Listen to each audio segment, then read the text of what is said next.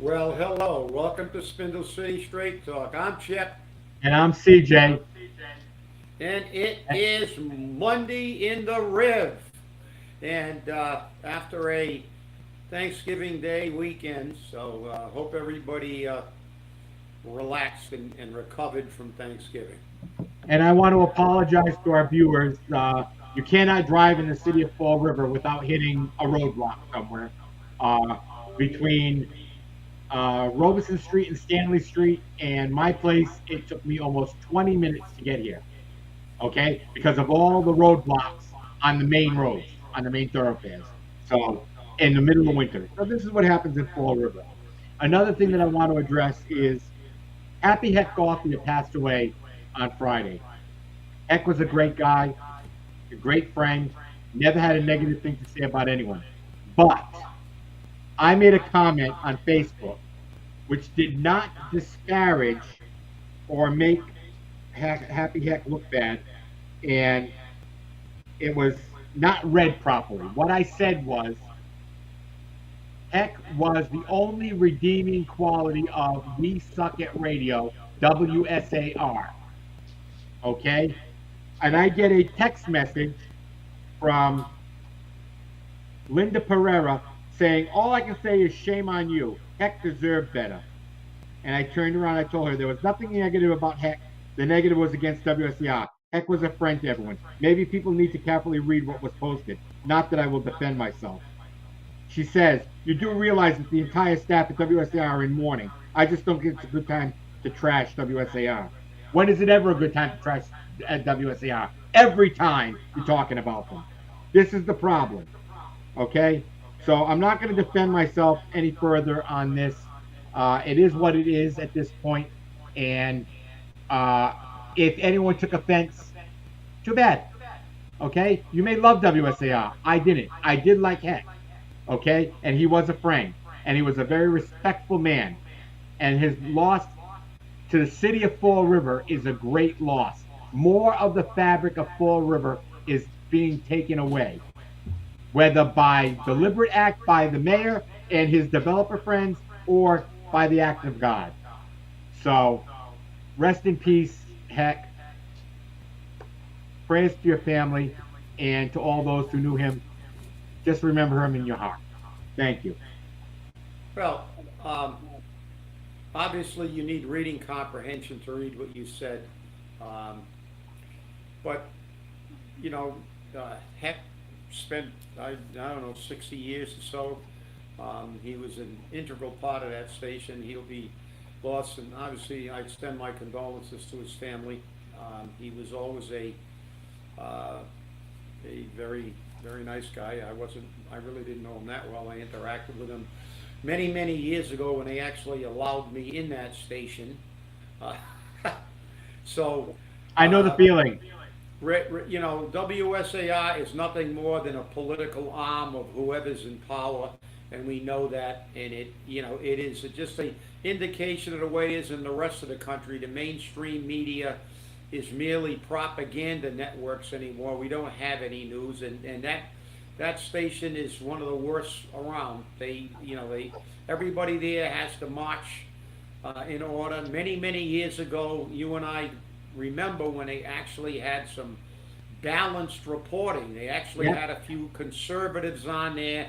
They had all the way back to Dick Kingman, he was kind of a right leaning guy, and he had a very, very good talk show where they'd engage in actual discussions and debates, not calling names at each other or shutting the other person off. So it's a symptom, and unfortunately, uh, Linda Pereira's doing the same thing. You don't agree with me? Shut up. I don't want to hear it. Shame on you. It's just like the federal government does. If you're a Democrat, you can make all the money you want from foreign powers, and if you're a conservative, they send SWAT teams, the DOJ, the FBI after you. They sick everybody on you. Unfortunately, it's a tragedy, but that's the way it is. I mean, I know there was a tragedy up in Vermont. Some Palestinian students from Brown were shot, uh, and that's terrible. Hate and this stuff is not in place, and they said immediately it's going to be investigated as a hate crime, and it should be. If it is, it should be prosecuted as a hate crime. But remember, was it about a week ago or a little over a week ago that a pro-Jewish Israeli demonstrator holding an Israeli flag was smashed in the head with a bullhorn, crashed to the ground, and fractured his skull? And it's still not being investigated as a hate crime. Right. So, I mean, well, guess what? There's still no evidence about what happened in Vermont. This guy could have just been a wingnut. It could be a hate crime, and it should be prosecuted, and that should be investigated in this day and age. But when somebody holding an Israeli flag is smashed in the head by someone who is a pro-Palestinian demonstrator, you know the only reason he got smashed in the head with that speaker is because he was pro-Israel. Right. But they're not going to investigate it as a hate crime because Joe Biden wants the Arab vote in Minnesota and the swing states, because there's almost 250,000 Muslims in Minnesota. So it's not about equal justice under the law. It's like everything else in this city, all the way up to Washington. It's always about politics. And screw the regular people. We don't get justice. Only the people with the power, and it's not justice at all. So with that tirade, and it just infuriates me. That was a compliment to what you wrote was a compliment to Happy Hec. He was a credit to himself and to that. He put 60 years working, and most of that at that station, and he was 45 years at WSAR.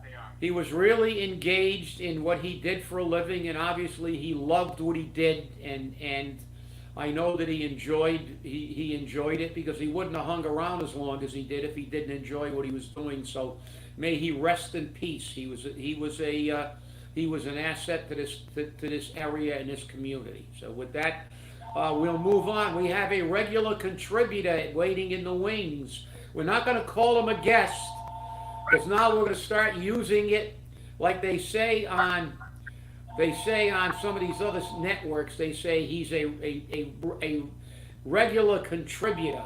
Before we do, I want to let you guys know that Thanksgiving is over.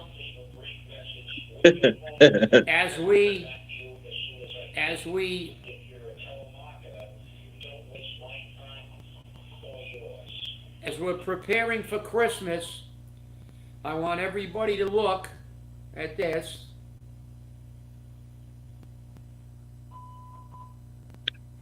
Oh, man. There it is. Santa is getting ready for his ride through Fall River. He's on the firing range. But there's no crime in Fall River. I just want us to get everybody. Be aware, but Santa's actually got his foot on the line. It's supposed to be behind the line, so he's cheating a little bit. Santa, we're not going to accept your shot group. But Santa's getting ready. He's down at the range getting ready to come to Fall River. Maybe he can provide cover for all the Wokies that are coming down on a train that's not here yet. So with that, let's get it on. So yeah, Santa, he can no longer ride through Fall River with just reindeers. He has to protect himself. Sad thing to hear, but it's very, very good comedy, but it just goes to show that not even Santa is safe in Fall River. Yeah, but according to the mayor, Fall River's safe. We don't have no crime. Yeah, and also too, I was going to say, I saw something on Twitter. Somebody ranked, I think, the top 5 most mass hole towns in Massachusetts, and Fall River made that list too. So, what list don't we make? Congratulations again. Failing public school system, you name it. It's just across the board. We're making lists for the wrong reasons. However, the people reelected this guy, and yet we have to deal with him. But like you said, CJ, everything comes in threes, and he's gonna wish he kind of sailed into the sunset like Santa during this term here. But right, things are coming down. the Perry report. So it's going to be interesting what goes on in the months ahead. Well, it definitely will be interesting to see. I mean, at some point, the judge is going to get pissed off and just finally say, look, Fall River, do this now, or you're going to spend some time in jail, or you're going to be paying $10,000 a day in fines, something. And look, before we head into the show, I just want to say, in regards to this report, I think it's mind-boggling that he's using taxpayers' money to shield them from the truth with their own money. But you see, the Herald News, they have a card to play. They don't have to rack their brain. They can tell them, look, we're not going to go back and forth in court. So here's what we're going to do. We're going to give you a deadline. If you don't produce that report on this day and time unredacted, then you leave us no choice but to turn this matter over to the FBI. That's it. Let them handle it. And what's interesting about that possible scenario, if they play that card, is that the FBI doesn't have to use any real resources because they have an investigation report. It's all there. All they got to do is ask more questions if they want, within more interviews, and then proceed afterwards. Because how long is this going to continue? How much longer can the Herald News take when they won the case in court? And basically, he wants to go to court again to hear the same thing again, which is astonishing. But then again, it's not really his money. So what does he care? So it's going to be interesting to see. The worst part about it is they missed the 30-day deadline to file for an appeal. They missed the 30 days. And they gave me, as the reason for not providing me with a copy of the report, redacted or unredacted, was that the city had plans to appeal the decision, which they missed the deadline for it. Our glorious, legal counsel. Don't ask me what's going on there, but that's a whole other. You mean like Dominion? Yeah. Yeah, see, like we still Dominion. have a memory. We remember Dominion too. But listen, as Nelson, our contributor Nelson says, the shit is going to hit the fan this coming year. We've got a big election coming up in 24. And just before that election, when it's in the final stages, we're going to be going through our 25 fiscal year budget, when everything is going to dry up. And then you're going to see it. And then you're going to see unfortunately, I got to kind of say that, you said he got reelected, the people reelected him. Well, no, the minority of the people. So, but the other people did, because, and we'll use a multi-syllable word, they acquiesce. The rest of the people who didn't vote, when you don't vote, it's acquiescence. That means to assent or agree by your silence. So because you were too lazy,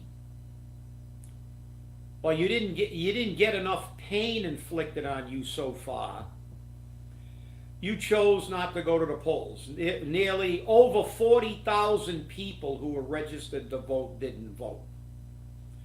So when 14,000 people run a city, it's not a true picture. That's not really, but you get what you pay for, and this is what's going to happen. But the reality is, when all this hits the fan, there's going to be pitchforks and people are going to come out. And we have to look, it's simple. The only way we're going to save this city is take control of the government, and it has to be done. It has to be done. And one of the things is, I know you're going to make an announcement. One of the things that has to be done is we can't allow to happen in Fall River what's happening in Washington, where a political party runs the government, not the people. We can't have this. This is not the way the government was created in this country. And I know the Democrats don't really like America, but our Declaration of Independence says that, when a government fails to represent the people, you have to replace it. I'm paraphrasing it. It also says that we are the government. It's instituted among men and by the consent of the governed. But in Washington, the political party and the bureaucrats run the country. The Democrats are blatant. I don't know how anybody can be a Democrat. The Democrats went like this to you. You want Bernie Sanders? We don't give a shit what you want. You're getting Hillary. You don't want Joe Biden? You're getting him anyway. We'll decide who you get, but you're a Democrat. And we're your party. But we're not your party. You're our minions. That's what you are, our minions. You just shut up and do what we tell you. They are fascists and authoritarians. That's not a political. What political party? They're in charge, not you. They've already said they don't care what happens. They go to the convention and the superdelegates will overturn anything that they don't want. The only thing you get is what they want. And the only time you think you get what you want is if what you want is what they want. That's not the way this government is supposed to take place. But that's on a national level. There's not a hell of a lot we can do except maybe bounce a few of our congressmen. But the reality is on a local level, there's plenty we can do by showing up to vote. We can get rid of all these bobbleheads on the council. We can put the government back in the hands of the people by voting. And there's also another way to do it. And that announcement will come very shortly from Nelson. Because there's another problem with the people running for the government in Fall River.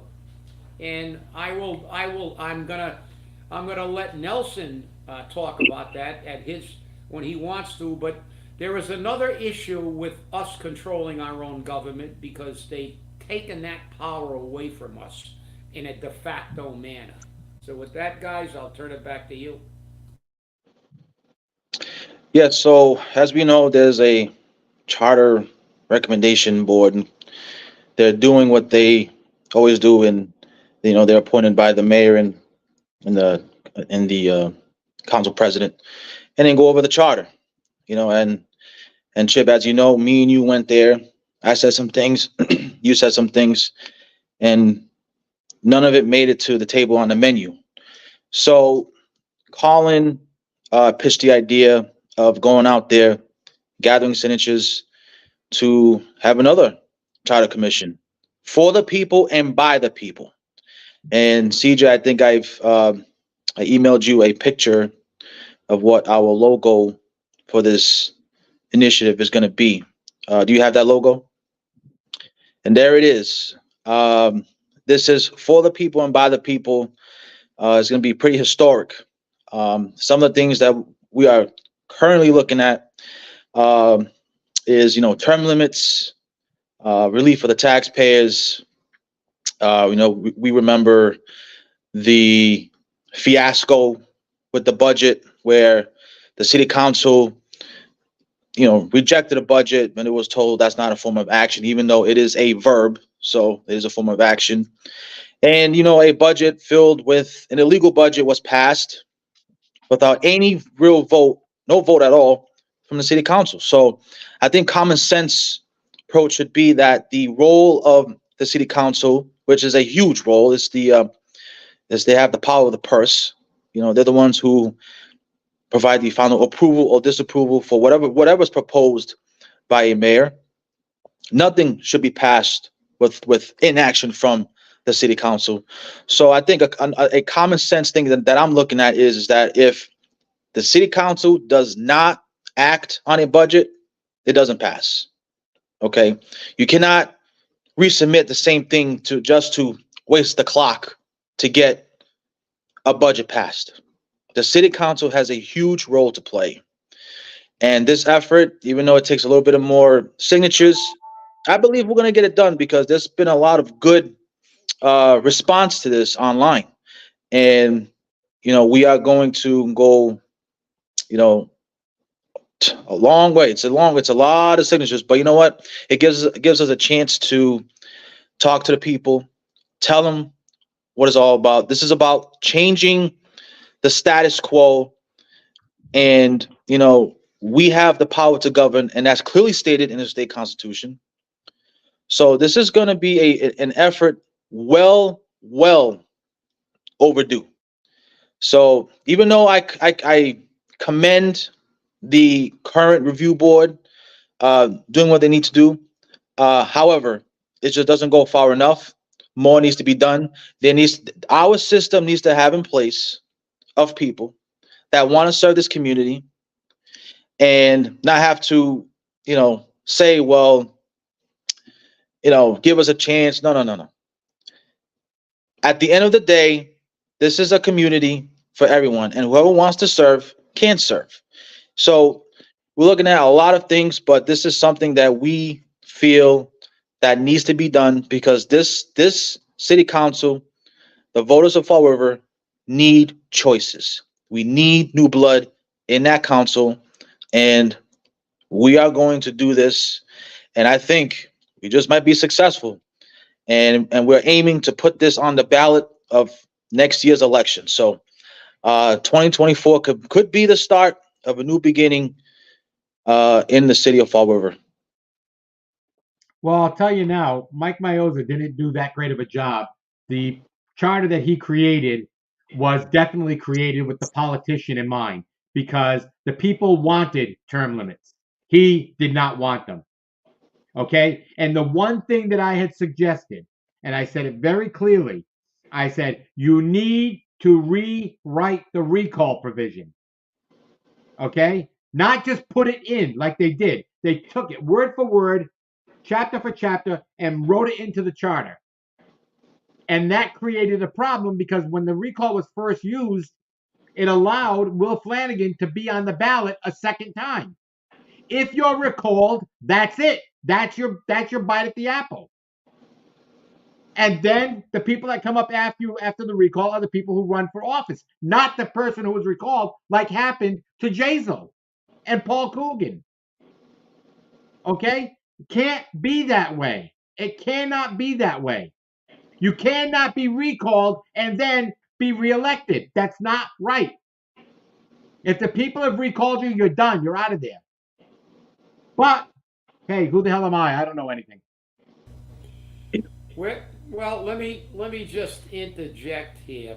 And CJ, they keep saying you're a real you can be a pain, but I guess I'm a major pain because I'm not going to give Mioza any credit. Okay, he screwed that thing up from the get-go. The only individual on that entire charter commission that wasn't a political hack and created a charter that was there to give politicians more power, not the people of Fall River, was Dan Robillard. The reality is, I remember the question that was on the ballot. It was to revise our old charter, not to throw it in the trash can. Correct. And hire some clown who came down and cut and paste parts of every charter in the state of Massachusetts and charged a boatload of money to do it. I mean, I could have done it for half price. I'll just go to every city in town, cut and paste a paragraph, and stick it in Fall River. That's not what we voted for. That entire charter process was illegal. It was not what we voted on the ballot. And Mioza was fully aware of that. And shame on him. And the day after that charter was approved, it was already in court. It was already screwed up. This is our Constitution, the city of Fall River. Our Constitution, it should mirror the Commonwealth of Massachusetts, which says that the people of the government and that the politicians are their agents and substitutes and answerable at all times. We should not have put people appointed by a mayor, a politician, and a council, politicians, to review a charter. The people should always review the charter. The people who put together the new charter should be people from the city of Fall River. And it should go, and the public should be engaged in it, and they should vote on it, and everything should be changed that we want to change. And it's a long, tedious process, but it's what we need to give the people the voice that they not only deserve, but they are guaranteed by the Constitution of this Commonwealth. Give this city back to the people who are constitutionally the government, the people of Fall River. And kudos to you and Colin for initiating this. And I will sign that as soon as somebody puts it in front of me. Because we need to change this city. And as I said, as you know, I was always in opposition of ward councilors. But you know something? You realize after, and term limits. But, you know, it just doesn't seem that people, they let things go too far before they finally rise up. And, you know, as you get old, you evolve and you look and you say it's futile. We need ward councilors. We can't have people from the Highlands or the near Highlands always comprising the majority of the people on the city council. I can't remember a city council, and I've got a damn good memory, and I go back a long way, that wasn't dominated by people from the elite North End. That's why that's why Durfee is where it's at. Remember, somebody actually came up with an idea to have two schools built. One in the South End like Cranston, Cranston East, Cranston West. That would make sense. Warwick has 3. That's right. Nobody gives a shit about the people in the South End, which is the most heavily populated area. We got like one councilor from the South End. This is ridiculous. We need, and when you have, look, ward councilors, there's nothing perfect. Ward councilors have to be elected in their ward, so they prioritize their ward, but there's councilors at large to balance that. But we need a system that will best represent all the people of Fall River, not just the rich people, not just the people from the North End. And that's the reality. So kudos to you, and I hope you keep the faith. I like the logo. I like the three-cornered hat from the Revolution. And the people need to really get on board with this. We need to take back our government, and just electing people, just cleaning out the council still will not change the fact that we have a flawed charter. It is an unmitigated disaster, and everybody knows it. With that, back to you guys. And one of the things that I'm going to be looking at is changing our, you know, if this thing gets the blessing of the people, of course, and we get into the next phase, is moving our election cycle set of odd years to even years that coincide with the state and federal elections. So right off the bat, you're going to see some increased voter turnout, and it gives the people a break, you know, because the one thing, even though we want higher voter turnout, we don't want voter fatigue. So it gives people a break, and it gets everything done all in one swoop, and it saves the city money. So I think that's one of the things that we should, I would definitely advocate for. But our meeting is on the 28th of this month.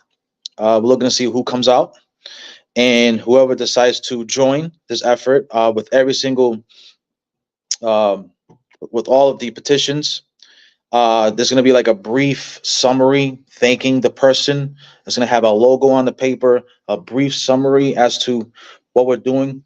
and we're going to be thanking them on the behalf of this uh, review initiative. So it's going to be well organized. We're going to have an identity, and we're going to have a purpose, because what's happening right now, this system needs to be shaken up. We have the power to do it, and if we are successful, the people are going to see that they can make a change, and seeing an everyday people join this cause. This is a collaborative effort at the end of the day, a collaborative effort. And whoever joins, thank you so much.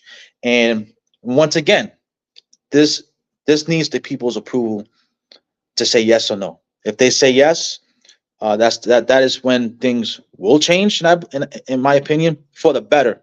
Because what we have right now is not representative of this community. And you're right, the South End is not well represented. It's not. It's a travesty. Everything is in the North End, and look, no disrespect to the North End. I mean, they are residents of Fall River as well, but Fall River is comprised more than just the North End.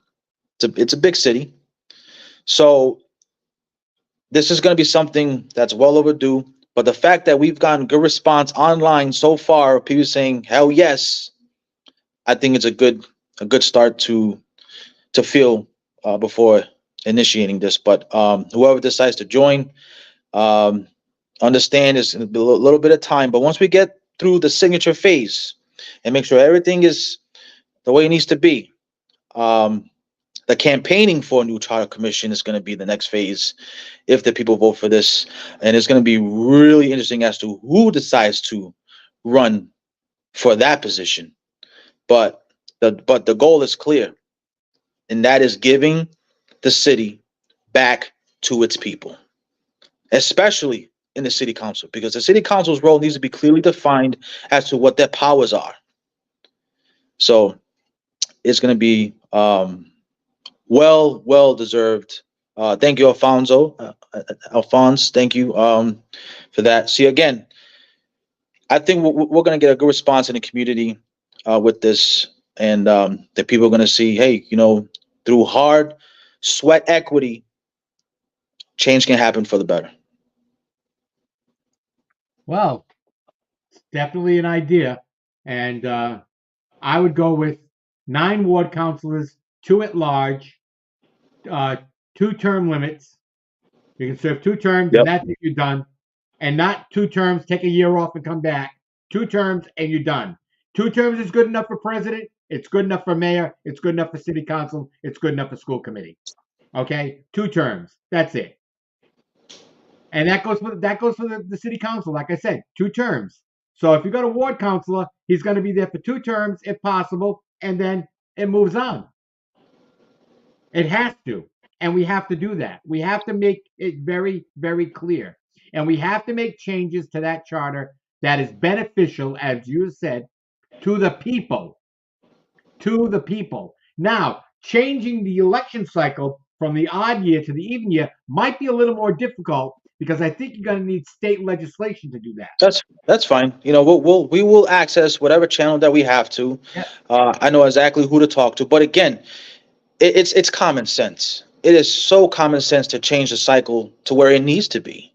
Right. Because having it in that fashion, the election juices are already going to be flowing in the city, and then it's going to make it's going to require, in my opinion, whoever's running for office, you have to work a lot more harder, because more people are going to be voting. Right. So it's going to be interesting as to how it all transpires. But the fact that we have a goal of what we want to do, I think we're already 10 steps ahead. It just requires the sweat equity to do this, and at the end, if we're successful and if people say yes, it's going to be interesting. I think so. That's for sure. Tomorrow on the city council agenda is the Bank Street Armory again. And hopefully enough people come out and speak on the city keeping it. I've spoken to a city councilor who has said that they believe that the votes are enough to save the armory. Hopefully that is the case, but I don't know. And CJ, I also emailed you Mike Herron's Banksy Armory campaign of t-shirt design. This is one of them, and I think it's really nice. And it's going to be interesting how this vote transpires tomorrow, because at the end of the day, like the council president said before the election, there's federal funding available that they didn't know about, and all the city needs to do is just access those funds to upkeep the Banksy Armory and keep our history, because that is well deserved. Because they're taking everything away to appease these market rate developers, and I think this is something that we need to do to keep. But now there's no excuses. And I will say this: if the city council decides to save the Banksy Armory and does not access the funding that the council president talked about before the election, I mean, I don't know if this mayor's going to do anything. I don't think he's going to if we save it. But if the new administration and beyond, if they don't do nothing, a real travesty that's going to be. And at that point, I won't have nothing else to say, because there's new money on the table to upkeep this building and to keep it for its people. So there's no excuses. Well, Okay, you know, you're talking about a symptom. You're talking about a symptom of the disease. So let me get back to the charter, and I'm going to tell you what I'm going to advocate for. This crap of ignoring the law all the time to take care of their rich friends and themselves has got to be prohibited by the charter. We have a current system where there's a bid process based on the amount, and that if we're having a major capital outlay, it's supposed to go to the people. They never do. They break it down. And somebody's got to hit the mega bucks or the mega millions or the Powerball so we can hire lawyers, because what they're doing is illegal. And we have to codify that. And I'm going to show you how many times, how much money. We saw the report on Perry and all the illegalities.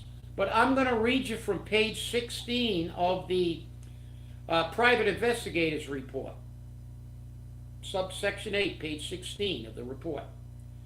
John Perry ordered Darren Medeiros to break it down into small bills, 4 jobs under 10,000, to allow payment without following the bid procedure.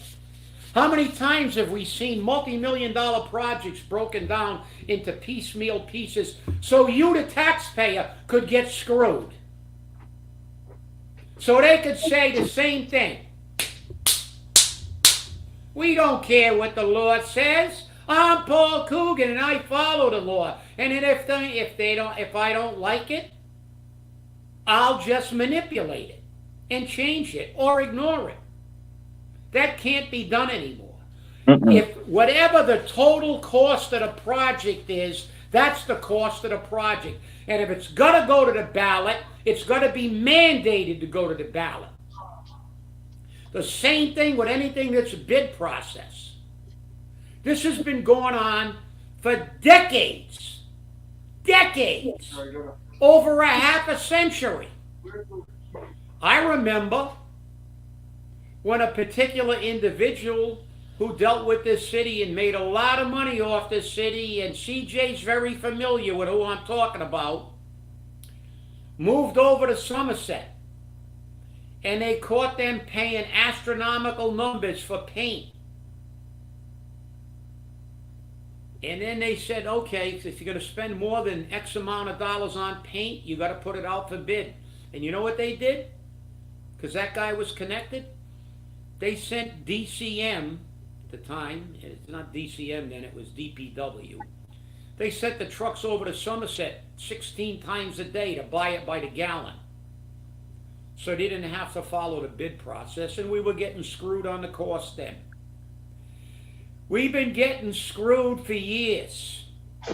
The only way we can't get screwed is make it mandatory.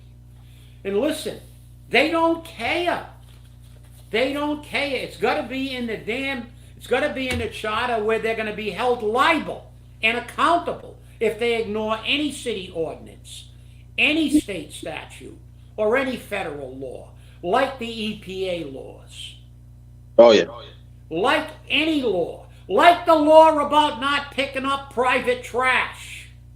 Even though there's an ordinance against it, even though he got a resolution to stop it, they're still doing it for their friends. This has got to stop. The only way to stop it is to codify it. Put it in a charter, make it where it's mandatory that they can be held accountable for non-performance and for fiduciary irresponsibility and for, frankly, gross malfeasance. And with that, I'm done on this. Well, I think I know where you stand, Chip. I definitely know where you stand. The EPA thing, the illegal dumping, that was a huge eyebrow raising moment. I mean, on its surface, the EPA should have been involved in this the moment all this just started, but they weren't. And he said he wasn't involved. Well, look, what does it say that he doesn't want to show the full report? You say you got nothing to hide and all this stuff, but why are you holding out? There's no reason for you to hold out, right? The truth never fears investigation. Put it out there. I'll call your bluff. I'm gonna say there's probably more juicy stuff in there that he doesn't want the people to know about. But again, a judge has already told him what you're doing is illegal and you can't shield people from the truth. So, Paul, play your hand. One way or another, you're going to have to show that report. And like I said, if the Herald News wants to play that card, play that card. But give them a deadline. Be fair, give them a deadline. If they do not abide by that deadline, hey, turn it over to the FBI, because at that point, he can't ignore them. Yeah, but he will. Well, they have their powers. They have their powers to get their stuff, the answers. I know. One way or I know. another. One way or another, they get it. Well, I want to thank you all for watching. And remember, stay safe, stay angry, and hold your politicians accountable. We'll see you on Wednesday. Have a great day.